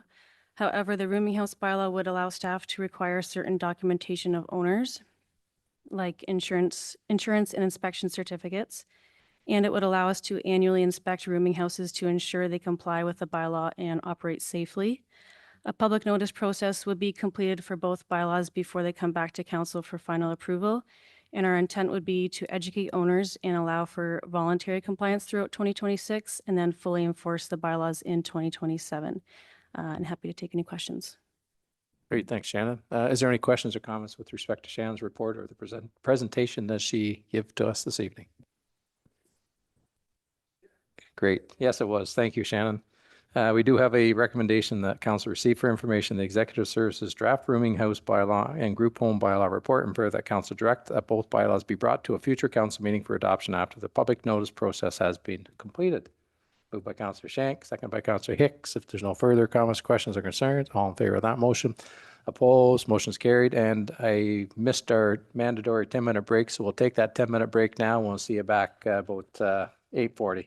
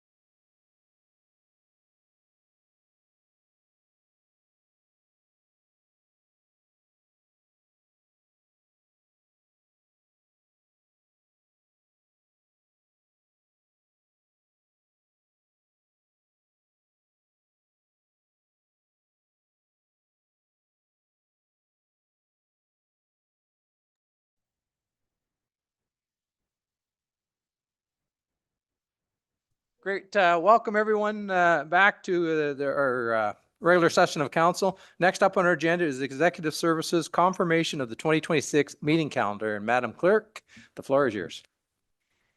Thank you, through your worship. This report is trying to do a few different things. The first thing we're trying to do is confirm, there was some discussion earlier this term about holding one meeting up in the north of the community and one in the south to acknowledge and sort of involve those parts of the community in the council meetings. We are proposing to set those now as June 9th and September 8th so that we can plan around them. We can make sure we don't have any contentious public meeting items on those agendas.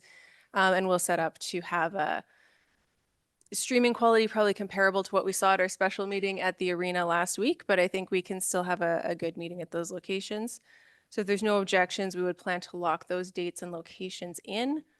Also looking to cancel the meeting on October 27th. This is what we did in 2022 as well. There's not much point having a meeting the day after the election. There is still one meeting of the outgoing council at the beginning of November where everybody gives their well wishes to the incoming council, and then we switch everything over on November 15th. The final thing is looking to confirm some special meeting dates for budget in January. I do appreciate that since this was published, we've had communications that those proposed times and dates don't necessarily work. So we can either hash some dates out now, strike that line out of here and have an email back and forth to lock in the budget meeting dates, up to council what you'd like to do there. Yep. Go ahead, Councillor X. When is Roma? Through your worship, it is the same day that we're holding our by-election. I knew that because the mayor will have to depart early. 18th and 20th. Okay, so then the budget meeting would be 22nd. Okay. So it may be more beneficial than to trying to, because I'm not sure if everybody, but I'm sorry, go ahead, Brian, I'll let you go first. Thank you, through your worship. First of all, June 9th, that would be the end of FCM. So if we joined FCM and anybody was going to be at FCM, like I'm hoping to go through the county this year to FCM, just giving you that heads up, because it is in Edmonton, so I won't be back in time for that meeting. And I did also speak to you about evening meetings. So yeah, I just want to point that June 9th one out. Thank you. Thanks, Deputy Mayor Calvert. Is there anybody else? See, yeah, I know. And I think for most of, go ahead, Bob. Madam Clerk knows this, but the 29th of January, I've got this hall booked here for the OPP meeting. It's our turn to have it from 5 o'clock on. And I think the special meetings was the ones where we're going to have some problems with, I think, was it, Madam Clerk? Yeah, so through your worship, the plan with that 29th would be that would be a daytime meeting early enough that Councillor Norrie would get a break before the OPP Detachment Board meeting starts here at 5 o'clock that night. But again, I think just given some of the discussion with members of council, I would recommend not looking to lock the budget meeting dates in tonight, and we'll continue to do some scheduling work over email. Again, once the budget is introduced, council does have 30 calendar days to make any changes that you're going to make. So we just want to be mindful of the timing around that. Go ahead, Mike. I always hear that, Jessica, and I know you keep us on the straight and narrow so we don't get in trouble, but sometimes I like to say, what the heck? What's the provincial government going to do to you if you just simply, oh, it took us 35 days? Are they going to wrap us on the knuckles? Like, I mean, we're the ones that set the budget until we understand it and go through it. You know what I mean? I understand you try to do it as quickly as possible, and we'll have as many meetings as possible, but like, it's Toronto. It's not friggin' here. Through your worship, technically what the legislation says is that we don't adopt the budget by bylaw or anything anymore. It's just 30 days after it's been introduced. On day 31, your budget is your budget with whatever amending motions have been passed. Is there a provincial task force that's going to come inspect everybody's budget? Highly unlikely, but I use staff's job to advise council of what the legislation requires us to do. And I'm quite certain that we can probably get it done, Mike. So, but go ahead, Ange. May I ask that we start the email back and forth sooner rather than later, because I will have to give notice in order to book time off work. Because they have to they have to fill my position. So, and with Christmas shutdown and being back on the 5th, that's not a lot of time. So, yeah, or at least the earlier meetings. Thanks. And through your worship, the feedback from the deputy mayor was that he's not available for any daytime meetings the first half of January. So we'd look to find some evenings, and a Friday evening is just probably not going to fly for anyone. So we just need to rethink those dates.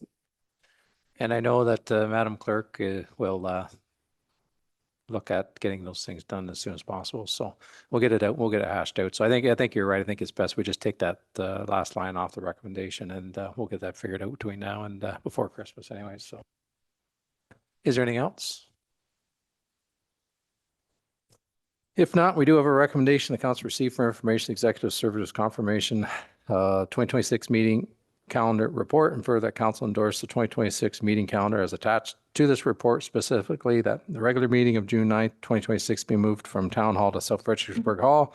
That regular meeting of September 8th, 2026 be moved from Town Hall to Roblin Hall. The regular meeting of October 27th be canceled for the election. And that the inaugural meeting for the 2026-2030 council be held on Tuesday, November 17th at 1 p.m. Moved by Councillor Shank, second by Councillor Hicks. If there's nothing further, all in favor of the motion is on the floor. Opposed, motion is carried. Financial and IT services report, proceeds from land sales. And Ms. Hamel, you're up.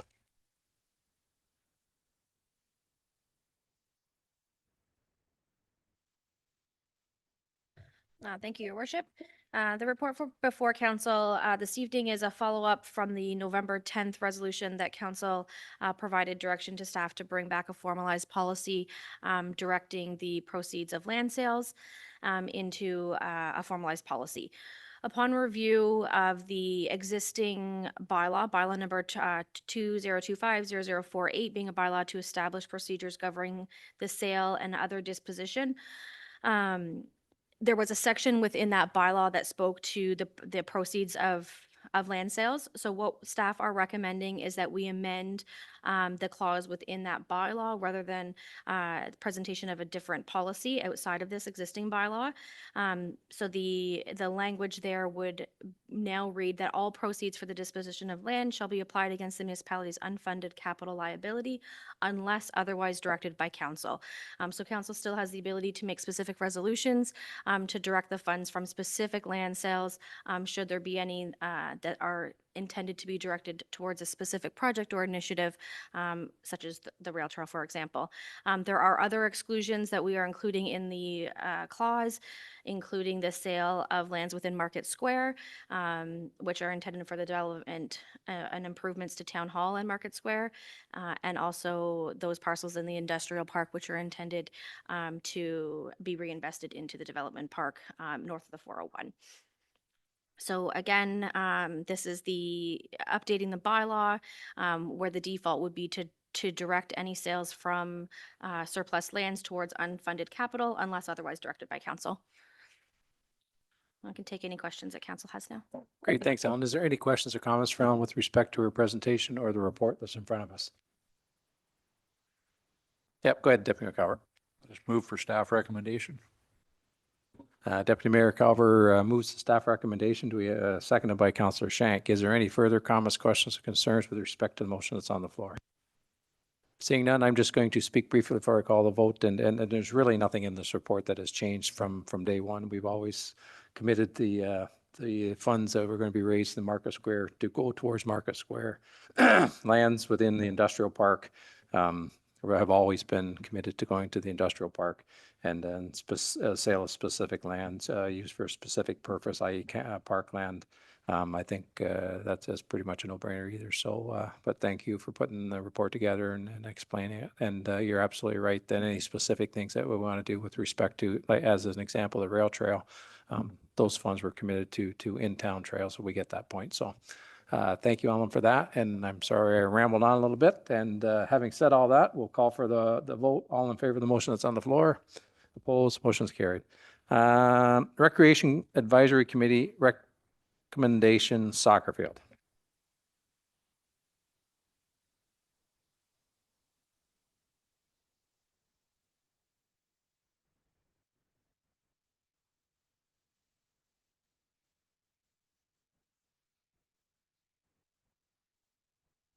All right, so Mr. Brown and I will speak to this. So I am the staff liaison for the Recreation Advisory Committee, and I will talk about what the committee is recommending to council, and Chris will give a staff recommendation on that.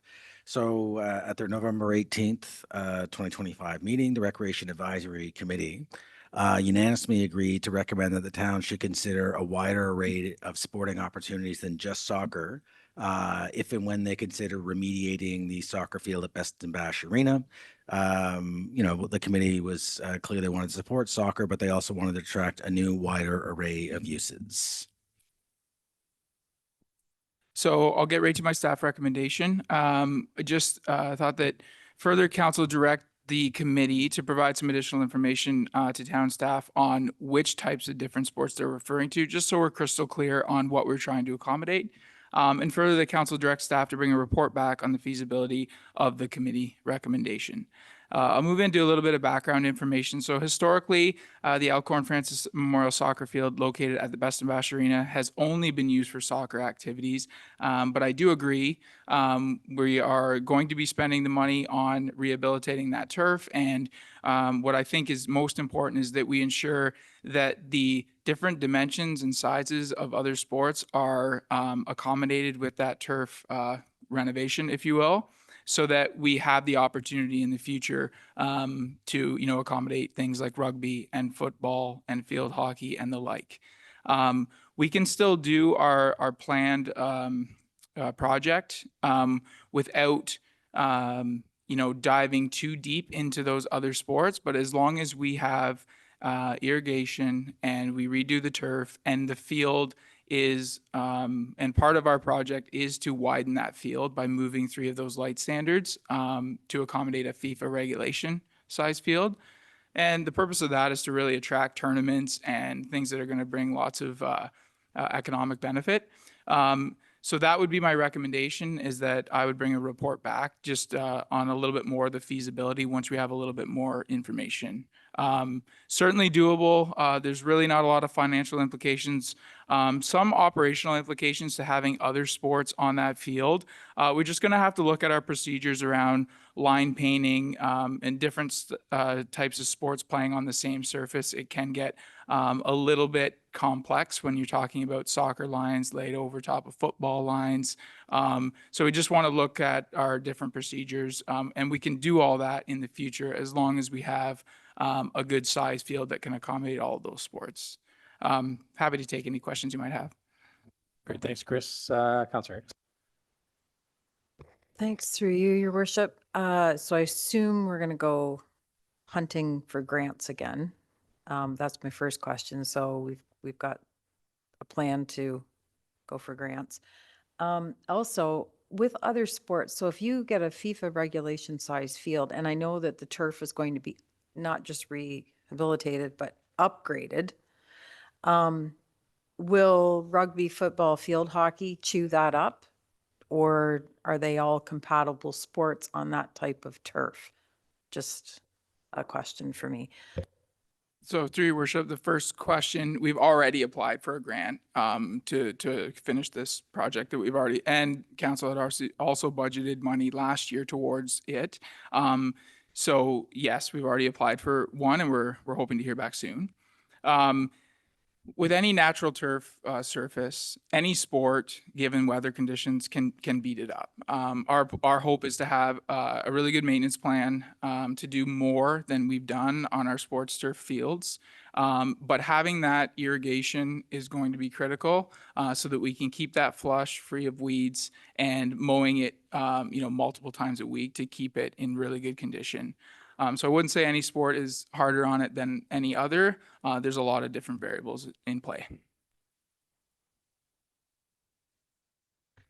Thank you, your worship. This isn't necessarily a question, an observation, though.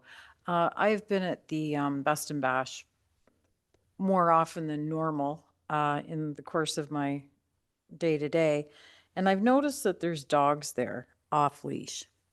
How is that going to impact our rehabilitated soccer field? all year round. And I've just noticed it in the last couple of, I'll say the last 6 weeks or so, because I've been out there more often. But is this something that we should be addressing and maybe acting on proactively to advise people that it's not meant as an off-leash dog park? Through your worship, so certainly signage. We don't have appropriate signage out there at the field right now, so that's something we can easily do. But then, just education through bylaw services, letting people know, having those conversations, and then ultimately enforcement. We have had issues of, people driving up on the hill and ripping some donuts in the past. So like, there's a lot of things that we need to keep in mind as we want to make this, soccer field and maybe other sports field, the crown jewel.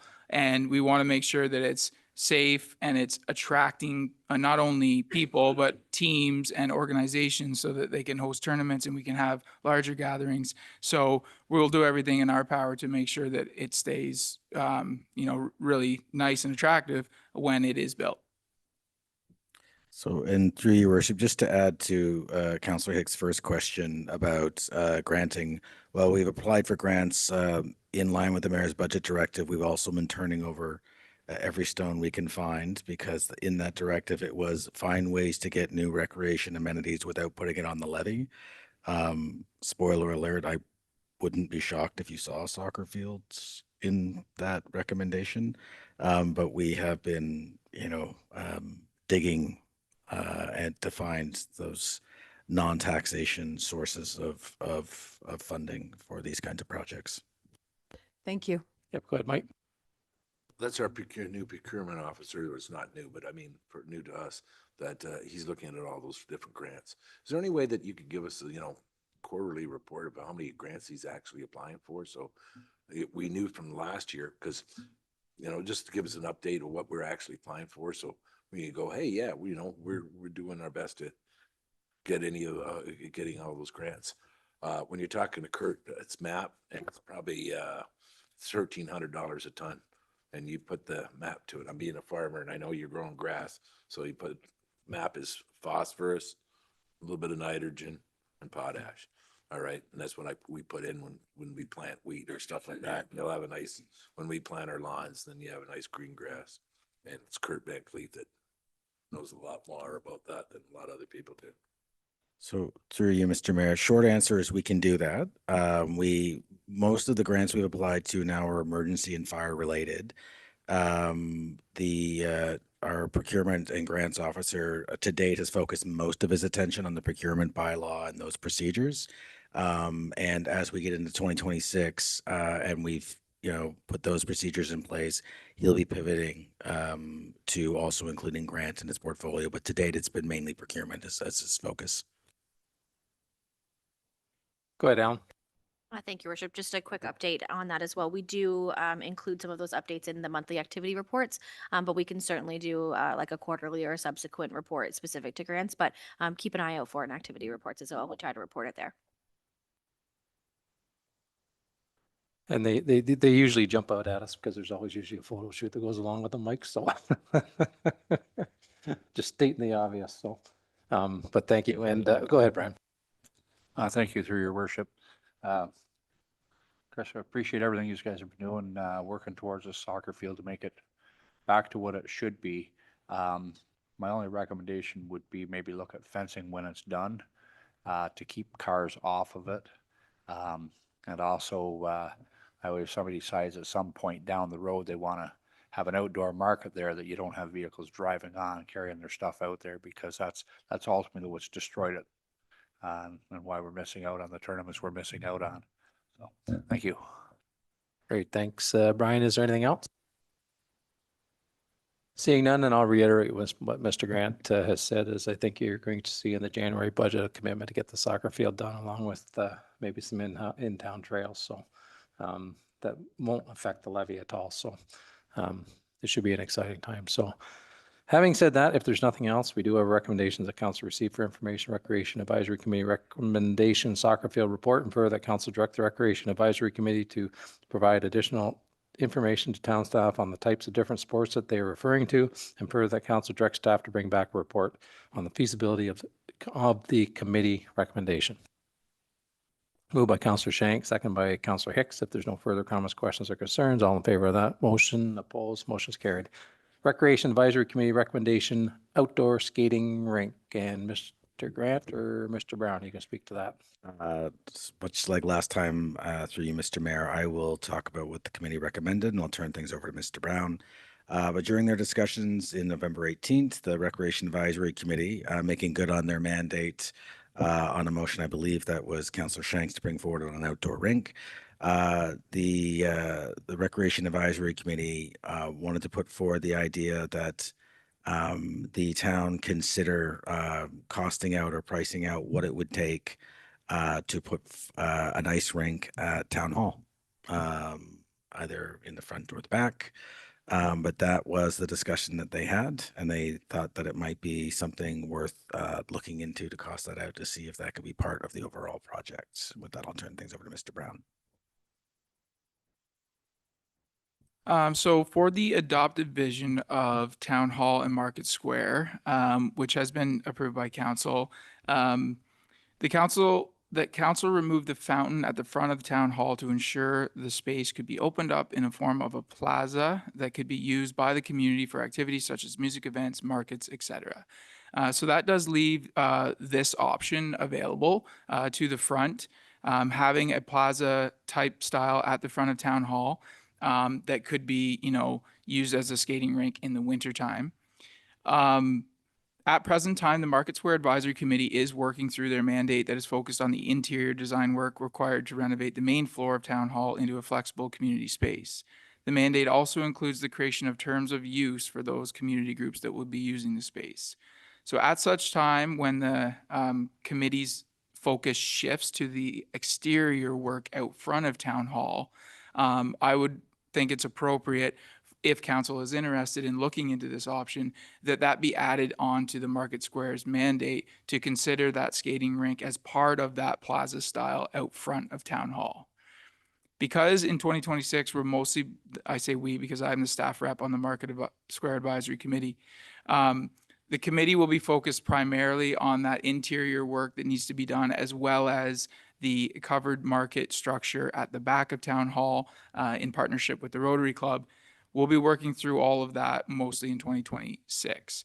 Realistically, we're not going to get to planning for the front of Town Hall between the front door and John Street until closer to 2027. And so because of that, I would recommend the council include the committee recommendation in the Market Square Advisory Committee mandate to look into the feasibility of including the capabilities of having an ice rink included in the Town Hall renovation at the front of Town Hall to allow for winter skating. Any questions? Happy to answer. Thanks, Chris. Go ahead, Andrew. Thank you, Your Worship. I agree with everything you've said. I do have one question though, because you're the ice expert and I'm not. The weather is not typically conducive to an outdoor rink. So would we be talking about artificial ice similar to what they have in Springer Market Square in Kingston? Through Your Worship. So those options are both at the table, I would say, at this point. We can certainly try to rely on our Canadian winters, although they are a lot different now than they once were. Natural ice certainly is going to be harder to increase the amount of skating days throughout the winter. If you were looking at refrigerant piping underneath the slab, now you're talking about significant increase in project cost. So that would be sort of the committee's job to sort of look into the differences between the two. Also design and square footage, and if we want certain amenities for music events and markets and things like that, maybe it's not big enough. So we have to look at all of that, and I don't want to, get the cart before the horse, so to speak. And we want to align that thinking for out in front with that mandate of the Market Square Advisory Committee, as this is a multi-year project with this Market Square renovation. Obviously, I did put in an alternative recommendation that, if council wasn't interested in that idea, then you could turn it back to the Recreation Committee to say, look for an alternative location for an outdoor skating rink. Or just as I said before, we look at that as we plan for the front of Town Hall. Thank you. Great, thanks, Ange. Is there anything else? We do have a couple of recommendations, obviously, to note and receive. Is it council's wishes to task the Market Square Advisory Committee to look into the feasibility of including the capabilities of an ice rink? I mean, we're not committing to anything, and I think it may be challenging because I think with the winters that we do have, I think, as Ange said, down in Springer Square, I think it's got artificial ice making capabilities, which you can put that in the middle of California. Really, it'll work. It's just, I think that's probably the reality of what we're looking at in today's winters. But is there an interest to having the advisory committee to at least scope out the feasibility of that? Yeah, go ahead, Brian. Yeah, I'd be curious just to see what it is. I mean, obviously we have to do artificial ice. I mean, I've built hundreds of outdoor skating rinks. We just don't typically get the weather. Now this December would be ideal. I always said to my kids when they're growing up, we don't even start the rink till January because you don't get the cold weather. And here we are. If we had started on a outdoor rink, we'd have had a beautiful outdoor rink by now. But that doesn't always work year to year. So I think that was kind of the plan, was looking at an artificial similar to what they do down at Springer. Nobody has without having to research and look into it for a cost, but that was kind of the thought, I think, of the Recreation Committee. So it'd be nice if we could get that back. Thank you. Okay, so I'm guessing that you'll want to make the recommendation to note and receive, and that council amends the Market Square Advisory Committee mandate to include looking into the feasibility of including the capabilities to have an ice rink included in the town hall renovation at the front of town hall to allow for winter skating. Is that sort of, or did you want to venture and go even further and just look at it in general in all the municipality?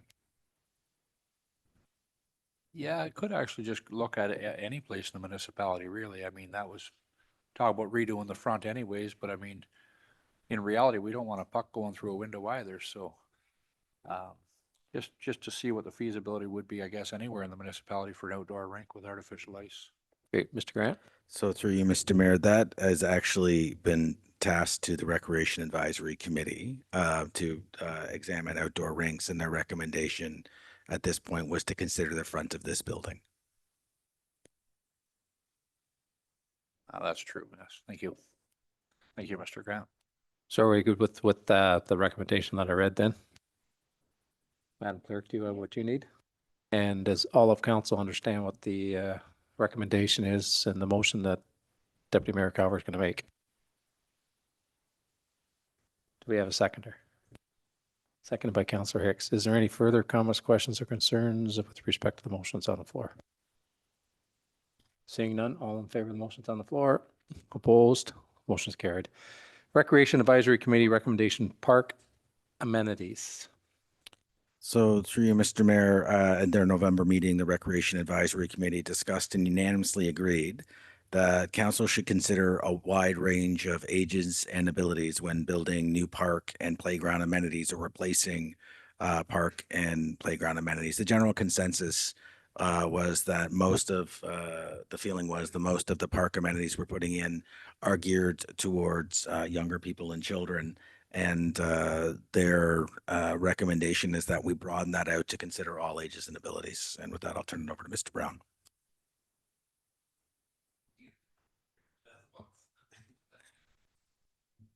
Thank you, Mr. Grant. I'll jump right into the staff recommendation that council directs staff to consider all ages and abilities when creating new park amenities and replacing existing park amenities. I completely agree.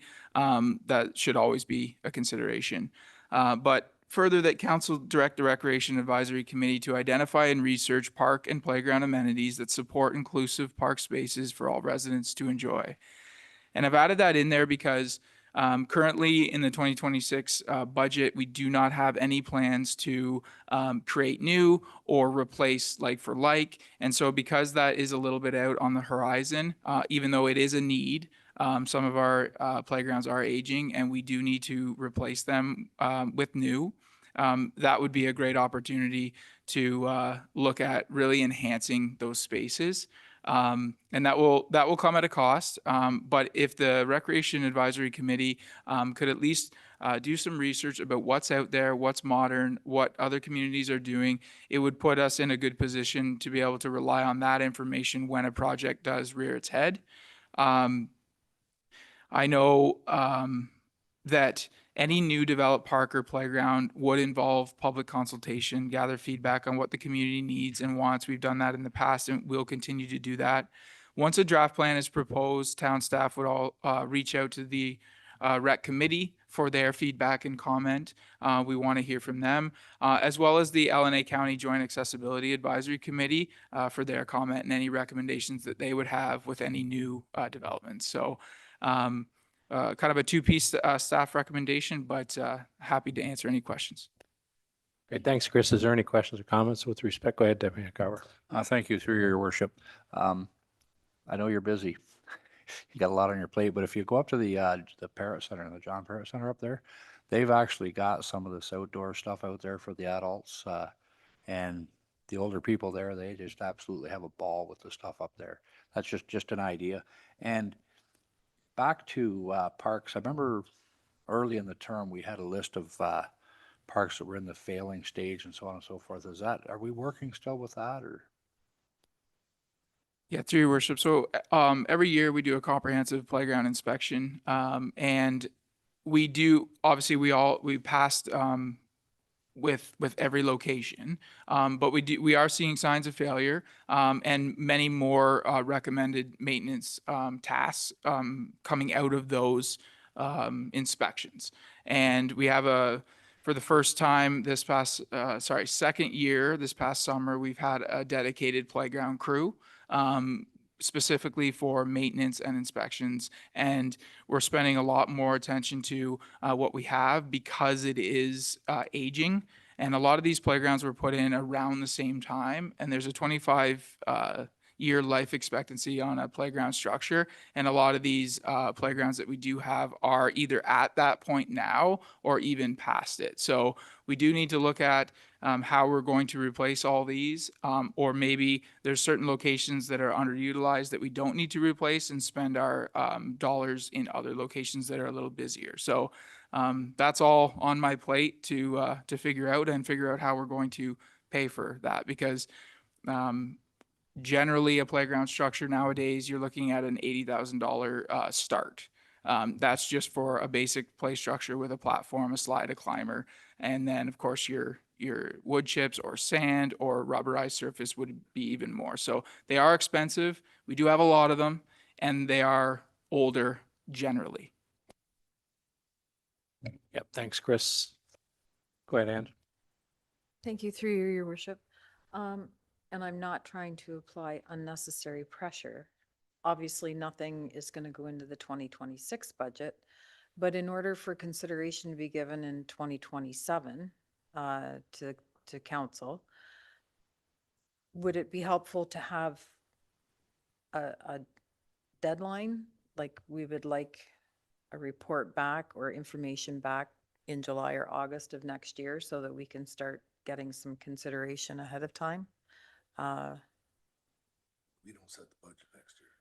No, I know, but it would give the incoming whoever's sitting around the horseshoe, rather than waiting until 2027, being able to have the information available for ahead of time to be included in the 2027 budget, if council at that time should so desire. Yeah, go ahead, Chris. Through your worship. So what I would like to do is, after our spring playground inspections, to be able to provide council with an information report just on the status of all of our playgrounds, where they are, what kind of shape they're in, and maybe some recommendations from myself on what we should look at to replace soon or now. And then that would give you a lot of information just heading into the budget season on, and then when you see something in the budget that you kind of have a lot more information about it, and you're weighing that playground against that playground. So that is something I would like to do after our next round of inspections. Makes all the sense in the world. Yep, Chris, thanks. Councillor Shank has moved staff recommendation and seconded by Councillor Nori. If there's no further comments, questions, or concerns, all in favor of that motion? Opposed? Motion's carried. Municipal Heritage Committee recommendation, Heritage Week 2026. Madam Clerk, I think you're going to speak.